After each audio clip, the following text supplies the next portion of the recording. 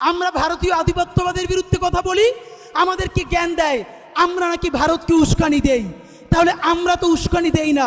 ভাইয়েরা, তোমরা তো এতদিন ভারতকে চুমু খেয়েছিলে, তোমরা এত চুমাচাট্টি করার পরেও ভারতীয় অফিসাররা বাংলাদেশে আইসা জুলাই গণহত্যায় আমার ভাই বোনদেরকে হত্যা করলো কেন?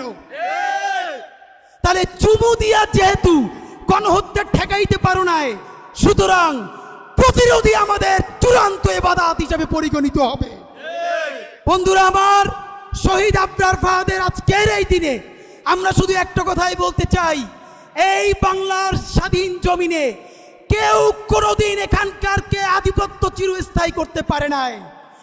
মুঘলরা পর্যন্ত পারে নাই। আমাদের ইসাখা মুসাখা তাদেরকে এখানে তাড়িয়ে দিয়েছে। এই বাংলার জমিনে আবার যখন আগ্রাসন নেমে আসবে, তখন আবার শত শত হাজার হাজার আবরার বুক পেতে দাঁড়াবে। যখন আবার আমার সীমান্তে গুলি চলবে, তখন আবার লক্ষ ফালানির ভাইয়েরা রাজপথে নামবে।